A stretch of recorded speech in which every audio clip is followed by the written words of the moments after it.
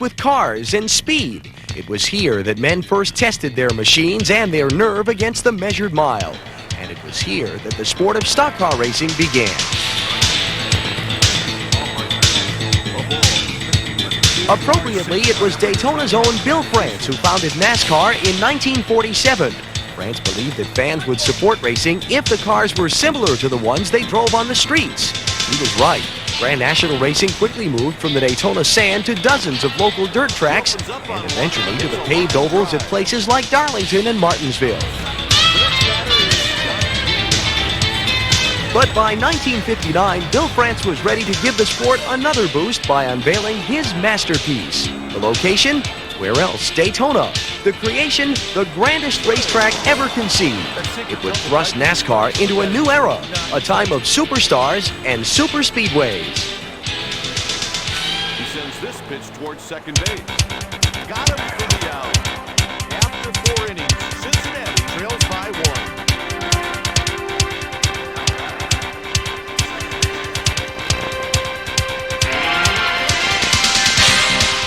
I think the drivers had to be tougher back in those days, driving those cars. There were others like Curtis Turner and Junior Johnson who, when the green flag dropped, they drove that car as hard as it would go for as long as it would go. I think somewhere along in 66 or 67, the term the King came along. The 31-degree high banks of this track, Daytona, are relatively unchanged over the last 25 years. Hi, I'm Alan Bestwick. Welcome to part 2 of the NASCAR story. Back in 1959, only 19 Grand National races had been run on a super speedway. Most of those had been at Darlington Raceway, a 1.25-mile oval. This track is nearly twice that long, providing speeds that were unheard of at the time. No one really knew what to expect, but within a few years, the drivers, mechanics, and even the race fans realized that the super speedway had changed NASCAR racing forever. When we went to Daytona and France had built the Daytona International Speedway, it was the most fascinating thing that I've ever saw, because the reason of the 33-degree banking and the turns was that you couldn't even walk up them and this kind of stuff. That's what was amazing. You could come off 2 and look at the backstretch and it looked like it's a half an hour before you get down the other corner. And it really puzzled a lot of people. It was just flat. There was nothing there. There was no buildings. There was, I guess, might have had a fence around the inside. I don't remember, and it looked like it must have been 10 miles to the first and second corner, and it was just awesome. It was early February 1959 when race cars first circled the Daytona International Speedway. Bewildered drivers had only 2 weeks to figure out the new monster track before the first Daytona 500. Soon they were calling it a race driver's dream, the dream of Bill France. You know, he'd seen Indianapolis and been around that, and that place was just growing bigger and bigger and bigger all the time. I figured if he had something like it, only for stock cars with high bank. And he said back there when they built it, someday these things would be running like Indy cars. You know, they'd be flying down here. Just as France had planned, the high banks and long straightaways were perfect for the heavy stock cars. Initial qualifying speeds topped an incredible 140 miles per hour. I've heard him say this, that he wanted the cars up where everybody could see them on the banks. He wanted to let them go, whatever their ability was, that the driver controlled the accelerator, and you would get to see the best of everything. Bill France loved a good show, and the first Daytona 500 was his best performance to date. There were no cautions, 33 lead changes, and a more dramatic ending than Bill himself could have written. 3 cars got hung up, Big, and Beauchamp and Joe Weatherly, but Joe Weatherly was a lap down. And we knew that. But he got caught in the draft, and the first thing you know, it was a 3-car draft. And then when they came back on the last lap, they come back 3 abreast. And, we stand in the pits, and we thought Daddy won the race. The race was so close, even NASCAR officials couldn't make the call. They named Beauchamp the unofficial winner, but asked the press for all available photographs of the finish. We go out, and they didn't have a winner's circle. They just all stopped out in the grass area and the deal. So we went out there and just tickled to death, thought something had really happened. And then standing there, said, man, you know, patting each other on the back like we won the race, and they come by and said, sorry, y'all run second. Photographs later proved that Petty's number 42 crossed the finish line inches ahead of Beauchamp in number 73. It took 3 days for Petty to be declared the winner. Beauchamp had stolen the kisses, but Petty took home the trophy and the $19,000 first prize. Joining Lee in that race was his 21-year-old son, Richard, in a pop-top Oldsmobile. That's because this was a sweepstakes race, meaning cars from NASCAR's short-lived convertible series were also eligible. The hardtop started on the inside and the convertible started on the outside of it. And they threw the green flag, and I'd jump in behind one of the hardtops and get me one of these good drafts. Run about 7 or 8 laps and blow the engine up, because I was used to running 130 mile an hour. All of a sudden, the car was having to run 140 mile an hour, and we wasn't geared right for that particular running, and so I blew it up. Richard wasn't the only driver who noticed the wind playing tricks with the cars, but it was a year later in the second Daytona 500 when, for the first time, the art of drafting would determine the winner. And one day I was out playing around, and Cotton Owens and Jack Smith come by, hooked up in a drag. They thought their cars was even because they could run with each other. But I jumped on them, and when I did, all of a sudden I could run. And I was like 10 mile an hour faster than I was by myself. After his experience in practice, Johnson determined that come Sunday, he'd be glued to those faster Pontiacs. That's what I did all day long. I hitched rides from one car to the next. When I'd drop off somebody going to pits that I was drafted on, I'd just fall in behind the next car that come along as fast as I was and hang on all day long. Junior's drafting strategy kept him near the front all day. But as it turned out, it was the drafting of Jack Smith in the Bud Moore car that made the difference. We ran pretty good in the race. We were running real good, and we broke a right front hub. So we came in on the pit stop, and we were changing the hub. And we were the first one to ever run a two-way radio in the car. Bobby Johns was leading the race, late in the race, and we had got back in. We were running real good. And Smokey Unick walked over to me, you know, and he says, "Can you talk to Jack on that radio?" I said, "Yeah." He said, "Well," said, "he's coming up for our own Bobby Johns." Says, "How about having him to pick him up and tow him, because Junior's coming real fast in that Chevrolet." Anyway, we picked him up, and we got to towing Bobby Johns, and they got to running so fast till coming off turn 2, they sucked the back glass out of the car Bobby Johns was driving. It spun out, and it cost him the race. I guess that was probably the first time that anybody knew anything about the aerodynamics picking the back of the car. All of a sudden, I seen the back of his car come up off the ground, and when it did, it just started turning down through the dirty wind. Johnson could never top his unusual Daytona victory, but he remained a dominant driver until his retirement in 1966. His mountain charm and reckless style made him a favorite with the fans, if not the other drivers. We had some knockdown, drag-out duels on the racetrack. We really did. He was a hard charger. When the green flag dropped, he drove that car as hard as it would go from start to finish, or as long as the car would last. From mountain moonshiner to racing champion, a story writer Tom Wolfe couldn't pass up. He's a coon hunter, a rich man, an ex-whiskey runner, a good old boy who hard charges stock cars 175 miles an hour. Mother dog, he's the lead-footed chicken farmer from Rhonda, the true vision of the New South. In his 1965 article, Wolfe dubbed Johnson the last American hero. His nearsighted vision of Southern culture did little to dispel the redneck stereotype, but the publicity was great for NASCAR, and it made Junior Johnson a legend. During a decade of driving, Junior Johnson started 311 Grand National races. He won 50 of them. As for the publicity, well, Junior never cared much for it. Bill France wasn't the only racing entrepreneur who saw the future in the superspeedway. In June of 1960, promoter Bruton Smith and veteran driver Curtis Turner held the first event at the Charlotte Motor Speedway. It was hyped as the world's longest and most grueling late-model stock car race, the inaugural World 600. The track was not a good base put down. The track come all apart, and there was big potholes in it, and they had our cars, we were able to put chicken wire on a rack in front of the windshield, and NASCAR went and bought some truck flaps, mud flaps from a place in Charlotte. We had to bolt, we cut them in half and we bolted them behind on the rear bumper behind the rear tires. And then you had a rack in front of the grill to keep the asphalt from coming through the radiator. Meanwhile, another mile-and-a-half super track was nearing completion, the Atlanta International Speedway. On July 31st, 1960, Fireball Roberts shot past Cotton Owens with just 12 laps left to win the first Dixie 300. Back then, we were running probably 45 to 50 races, sometimes 55 Grand National races a year, and we were running all the short tracks and the half a miles, the third of miles, and besides what major speedways we had.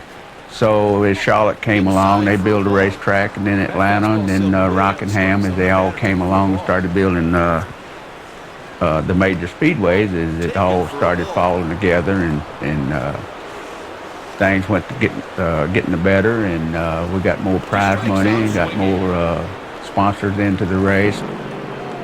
In 1963, NASCAR racing returned to a much more unusual big track, the 2.7-mile road course at Riverside, California. Stock car racing was almost inherently at that time looked upon as a southern sport. That's in the South, and that's what they do in the South, and that expanded a market area. It opened it up into a population that had never experienced this kind of motorsports racing. Many of the Grand National pilots looked lost on the twisting road course. Most just couldn't get used to driving clockwise and turning right.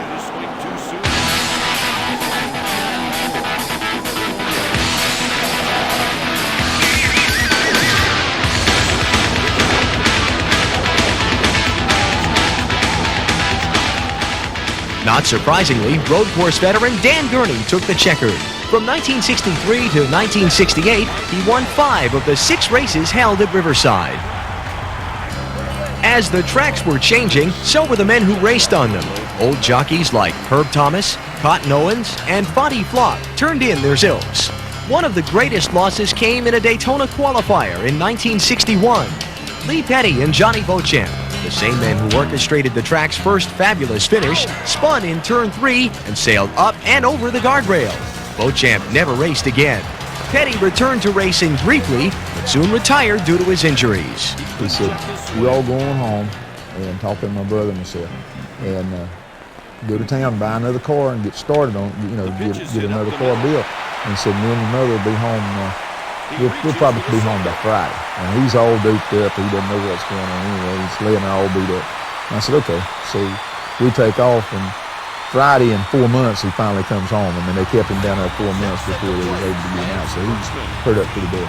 Tragedy turned to controversy later that year when NASCAR suffered its first labor crisis. Turner and Weatherly and Bruton were in trouble with Charlotte Motor Speedway.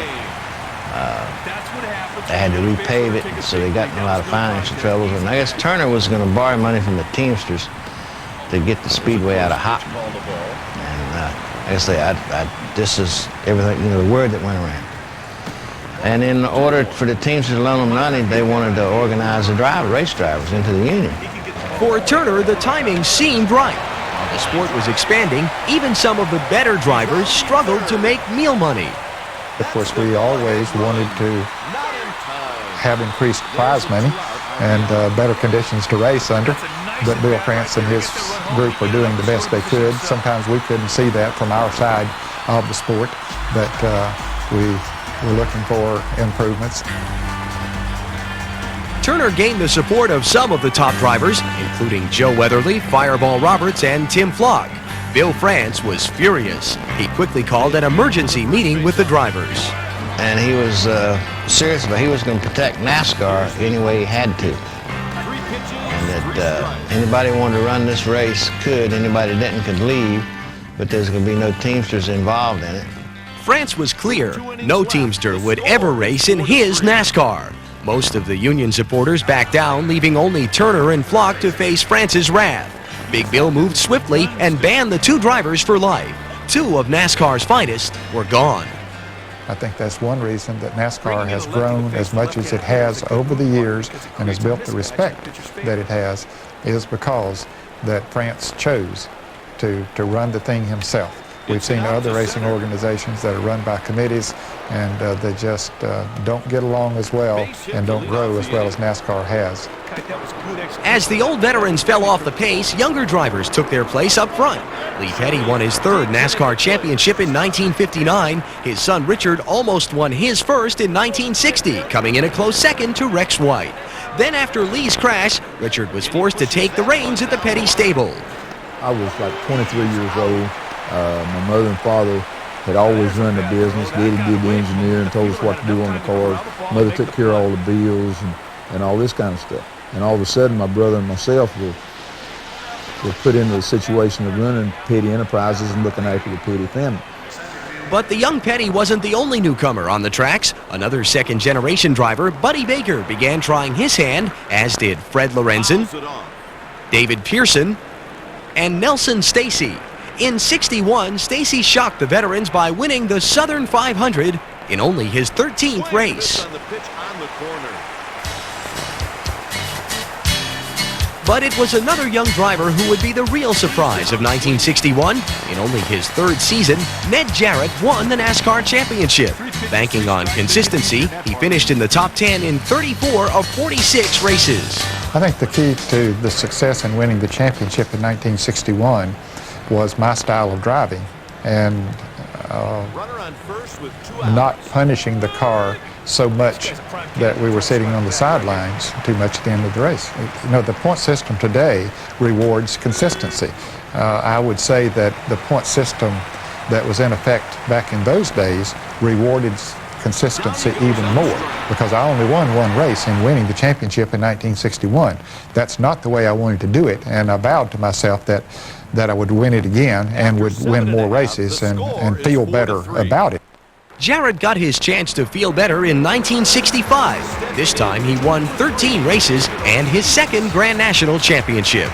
We had been with Ford, 1965 was our third year with them, and had helped to develop some of the things that would help to make better race cars out of them, and as a result we continued to have more confidence in driving harder, and of course we had associated ourselves at that time with Bon DeLong in Camden, South Carolina, and we had put together a good team, a good group of people who had experience, knew what it took to run up front and also to win the championship.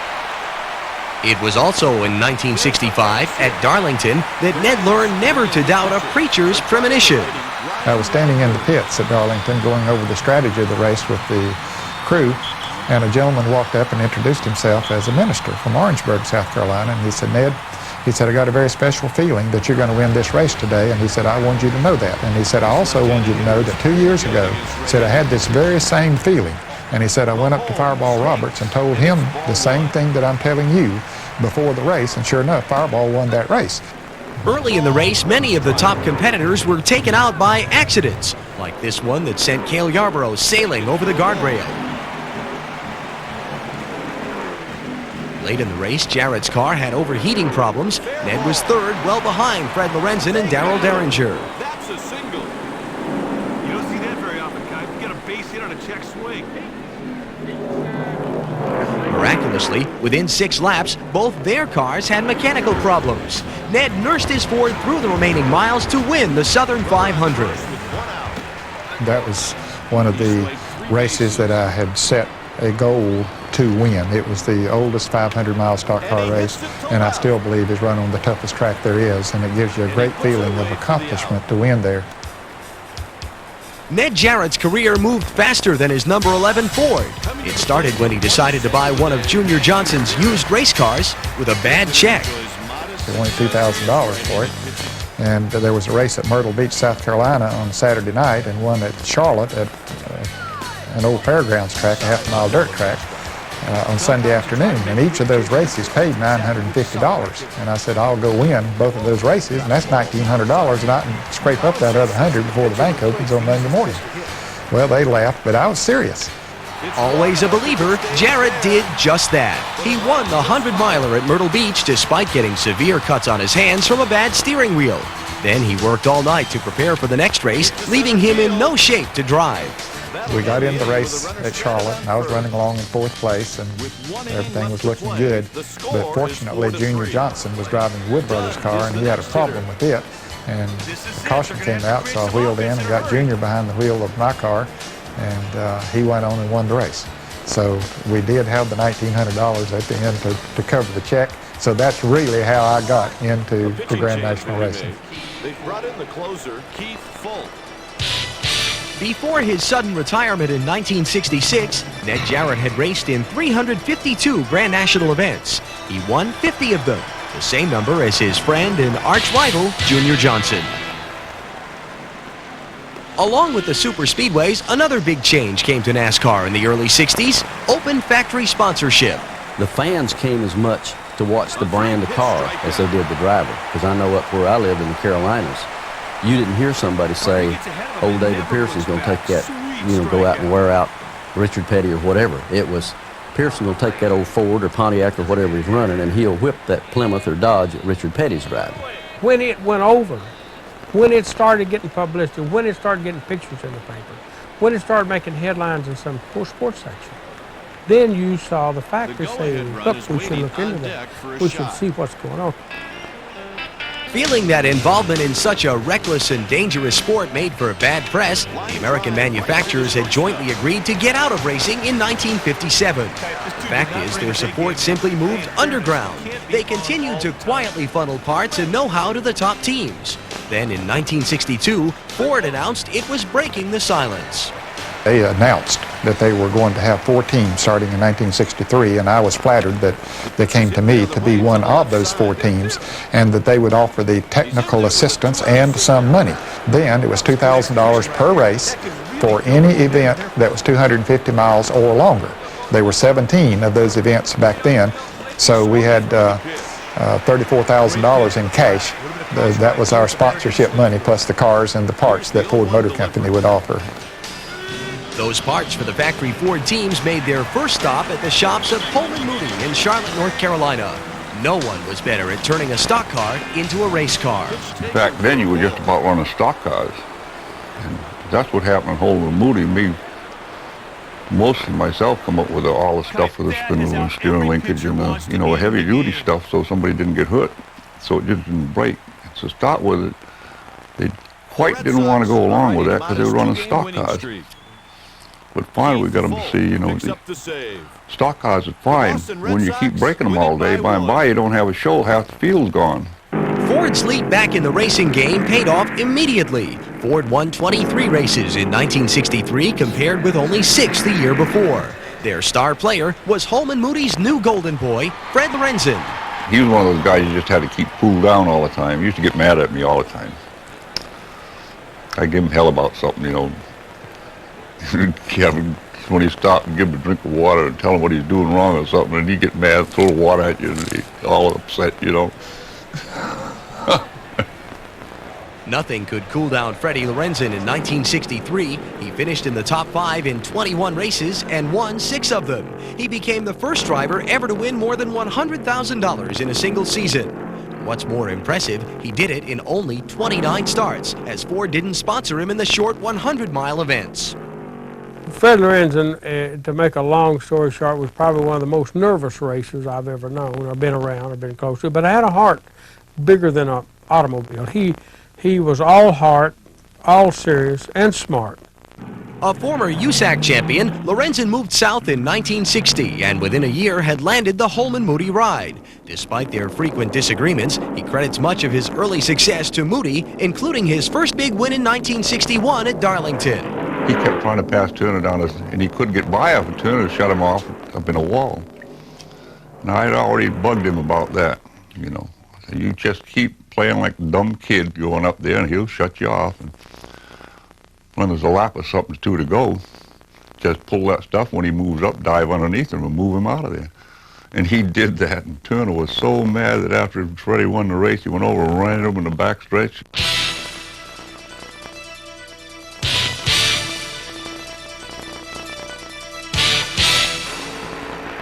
Ford's domination on the super speedways didn't go unnoticed in the Chrysler camp. Engineers worked overtime. The result was an updated version of the hemispherical combustion engine, the Hemi. Even though I'd finished some pretty good races at Daytona, it was strictly from a drafting standpoint. You go to the other races, then you didn't have the power to really run good. Short tracks, you just out-handle the cars, and he was able to win some racing. But when we got the Hemi in '64 and went to Daytona, then right off the bat, we was as fast as anybody had ever been. Petty dominated the 500 for his first superspeedway win. Plymouths took the first 3 spots, and the factory car wars were on. Petty would ride his Hemi to 8 more wins and his first Grand National Championship. We had more experience with the Chrysler cars than anybody had up to that time. There was a lot of people jumped on, wanted to have the Hemis and went into the Chrysler business because they knew there was good race cars, but they didn't have the experience of working on the cars and working on the chassis and stuff.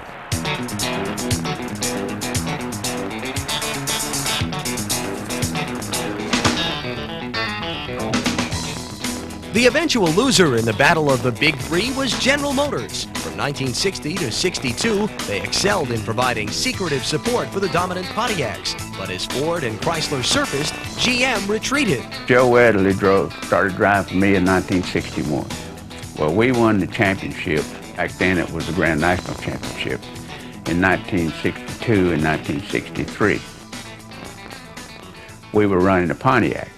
And we run Pontiac 61, 62, and we got up to about the middle of 63, and Pontiac had already told us that they would not be back next year, that they were pulling out their support and all this. For Joe Weatherly, GM's pullout could have been disastrous. He won the championship in convincing fashion in '62, but in '63, Bud Moore told Joe he would only prepare his Pontiac for the major races. Weatherly would not be discouraged. He proceeded to bum rides from lesser-known car owners for the small events. In all, he drove for 10 different teams in 53 races. He squeaked by Richard Petty for his second NASCAR crown. Little Joe was kind of a superstitious person. He had a pair of tennis shoes that needed to belong in the scrap barrel a long time ago, but he was sentimental to those shoes. He was real superstitious. If you threw a peanut in his car, he would not get in it until it was cleaned out. They all named him the clown prince of racing in NASCAR and this stuff, and he's always like to pull jokes on everybody. And More Weatherly and Turner, it used to be the driver could collect the money. When they collected the money, they kept going with it. We had to get it fixed, so we collected the money. We run a half a year and never get any money. They just take it and go home. But when it come time to sit down in that race car, when they dropped that green flag, now it was all business. And Joe won a lot of races, and